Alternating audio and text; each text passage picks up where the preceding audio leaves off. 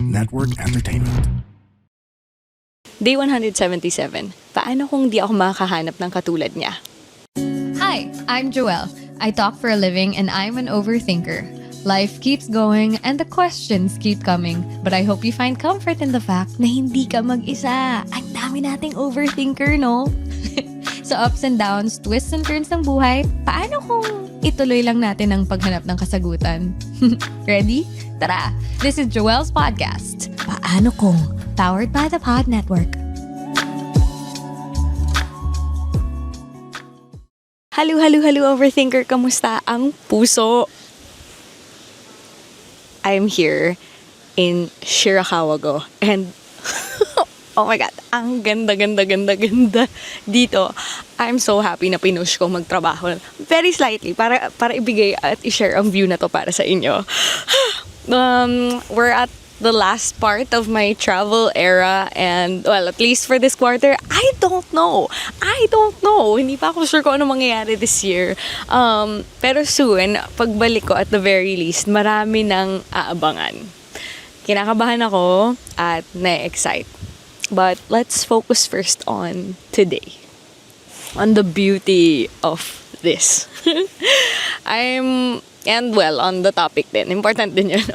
I'm so excited that we get to answer this specific question. In a way, kasi grabe yung relate ko dito dati. And this was a huge fear I had when I was contemplating a breakup, and a huge reason why I could not move forward so quickly was because I was afraid that hindi ko na mahanap yung ganong klaseng tao. And I would think about this every single time I ended some type of situationship and relationship. So, ano nga ba ang gagawin? Paano kung di na ako makahanap ng katulad niya? We answer 3 questions from overthinkers who are going through this situation right now. If ready ka na, let's dive right in. Meredith asks, paano kung di na ako makakahanap ng katulad niya? Sa haba-haba ng paghahanap at paghihintay ko, ngayon lang ako nakatagpo ng guy na pasok sa standards ko and someone who actually checked all of my boxes. Unfortunately, he doesn't like me back. I can't seem to let him go because I'm afraid that I would never find someone like him ever. Oh, Joelle, please help. Meredith, let me get straight to the point.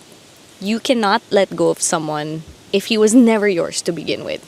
Hindi siya yung hindi mo kayang i-let go. Ang hindi mo kayang i-let go ay yung attachment mo sa idea niya. You're having a hard time letting go of that story that you have already created in your head. So, kailangang ilagay yung distinction na yon. Alam kong sinabi mo na chine-check niya lahat ng boxes that you have put and list down in your head. But I wanna ask you, hindi ba kasama sa list mo na dapat gusto ka rin niya?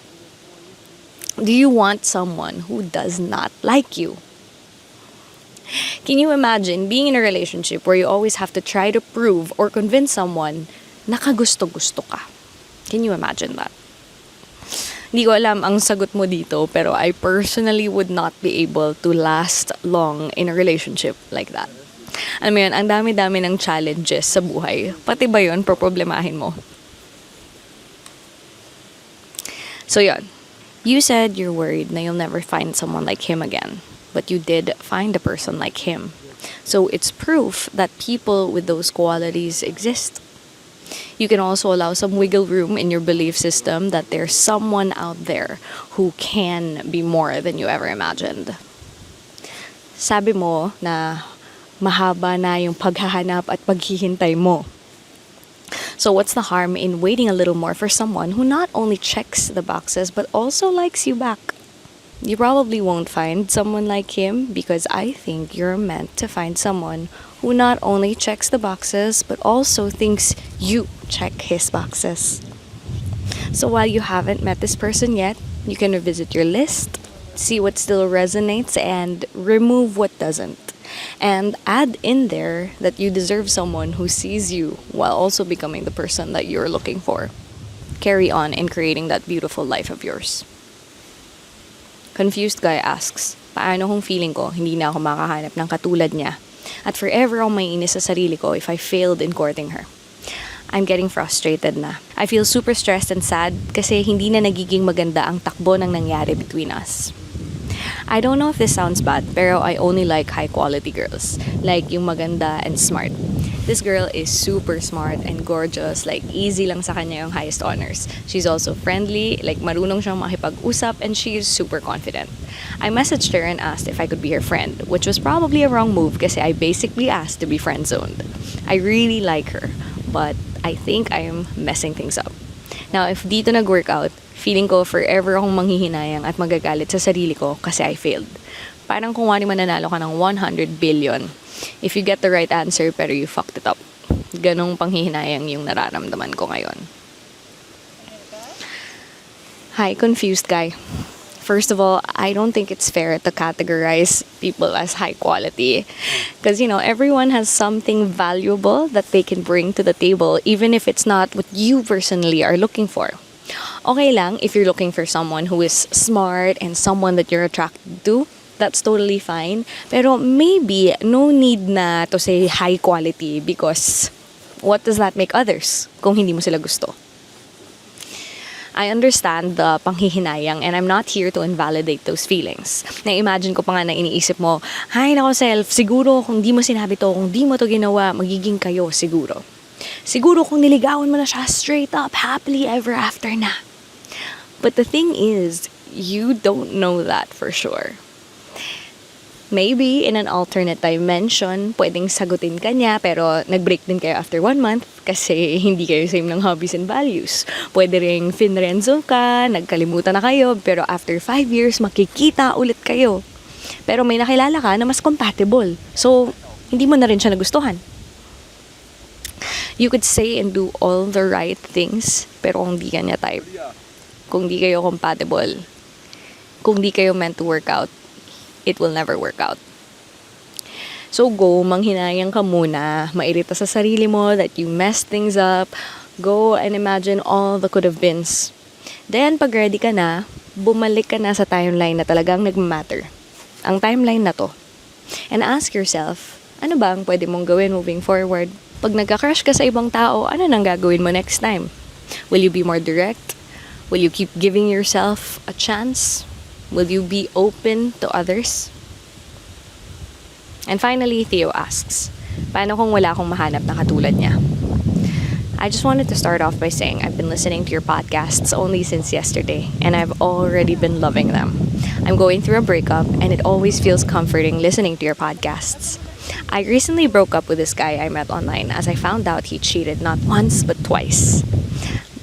I forgave him for the first time, but for the second is where I drew the line.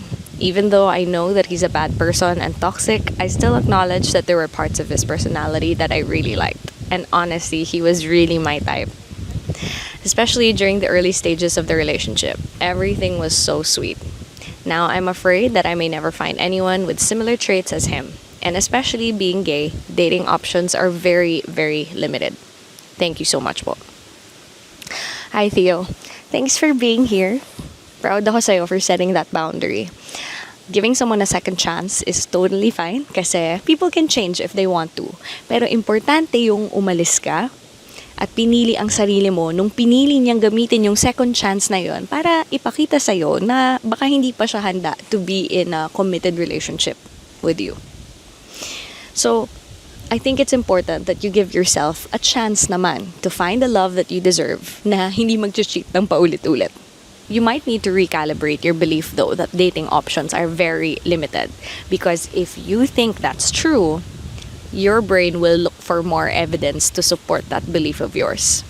So, alam mo yun, I've heard straight women and men complaining na ang hirap mag-date kasi marami ng guys who like guys or girls who like girls. There are also people in their 30s or 40s who have said na ang hirap mag-date ngayon due to XYZ, nalipasan ng panahon. Ang mga 20s naman, nagko-complain sila, ang sinasabi nila mahirap mag-date ngayon kasi lahat gusto ng hookup, ayaw na ng generation na to, ganon. So, if you keep generalizing and you keep saying these beliefs, yun at yun ang makikita mo. Sinabi mo rin na kahit may bad at toxic habits siya, may mga parte ng personality niya that you really liked and that's okay. So take the good and leave the toxic. Moving forward, Look for the qualities that matter to you and do exactly what you did. Walk away from the characteristics that you do not like. It is possible to find someone you're attracted to who is sweet and won't cheat on you. Paano kung wala na akong mahanap na katulad niya? This is a valid fear that many people have after a breakup. So don't punish yourself for thinking this way. I'm not only talking to Theo, I'm talking to anyone who's going through this right now. Because you lost someone you cared for. Whether naging jowa mo man siya o hindi. So, syempre, kailangang i-grieve muna yung tao. Kailangan mong i-grieve yung relationship. Pati yung mga pinangarap mo about the future. Kasama ito lahat para marating ang acceptance. So if I were to be honest, I honestly think that the end goal is to realize that the point is to not find someone na katulad niya. Kasi there is a reason why whatever you had ended. There's a reason it didn't work out with that person. So maybe you're not supposed to find someone like them because you're meant to go for a different person as you yourself are a different person and will become many different versions. And when acceptance happens, na hindi ka makakahanap ng katulad niya, I think it's healthier to shift the goal to finding someone who loves you the way you want to be loved as the person you are right now and who you will be in the future. Siyempre, hindi siya madaling i-accept, lalo na kasi, oh my God, andun na nakilala mo na siya, minahal mo na siya, nagkamahala na kayo, ganun. So another thing that could help is understanding what is it exactly that you're afraid of. Ano ba talaga ang kinakatakutan mo? Hindi naman kasi mauubusan ng tao na type mo, na mabuti, na same goals, na this, and that. Sobrang daming tao sa mundo. Do not forget that. So for me, personally, I realized it wasn't just about the specific person that I was grieving. It was more about the fear na hindi na ako makahanap ng taong tatanggapin at mamahalin ako. It was more fear that I will never be seen again. So, if I dug deeper, it was also because I didn't think that I was worth loving. And I thought na mauubusan ako ng pagkakataon. But that's not true. Habang buhay, habang bukas ang puso at isipan, marami pang pwedeng mangyari. So, nung nag-shift yung mindset ko, when I worked towards loving myself, towards learning that I deserve to love and be loved, finally, I was set free. And allowed myself to believe that there's more to meet and there's more to love. Paano kung di na ako makakahanap ng katulad niya? I came across this really nice sampal ng katotohanan statement on Reddit that might help too. Tataglish ko na lang. If natatakot ka na wala kang makikilala katulad niya, kinukumpara mo ang mga non-existent future people sa isang tao mula sa past mo. It's mental torture with no solution. So, with thinking this, parang sineset up mo na yung sarili mo for failure. Kasi, what are you even comparing, right? So, after grieving deeply and safely, that is very important, take the time to rediscover you, which I always say naman. And instead of coming from fear, you can also reframe this into excitement, discovery, and wonder. From paano kung hindi na ako makahanap ng katulad niya to paano kung makahanap ako ng taong mamahalin ako in ways na never ko may imagine in all the best ways. Why not, right? Why not? Hanggang dito na muna tayo at mag-e-explore pa ako dito. I'm curious to find out kung anong mga realizations nyo for today. I really love reading your comments sa mga episodes. Pero guys, remember, kung meron kayong sariling paano kung, hindi ko sasagutin dun sa comment section. Kung meron kayong question, check niyo muna yung mga 170 plus episodes. Huwag kayong tamad. Okay, guys?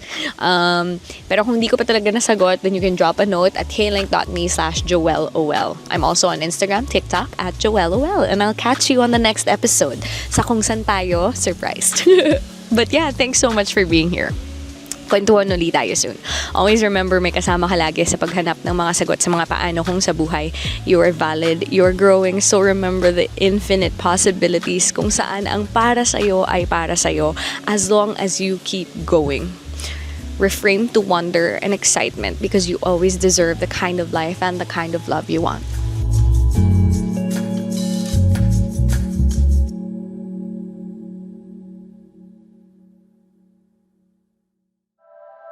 The opinions of podcast creators, hosts, and guests are not necessarily reflective of the official stance of the Pod Network Entertainment, its hosts, or other network programs. The content created by the people behind the podcast is personal and not meant to harm any religion, ethnicity, group, organization, company, or individual.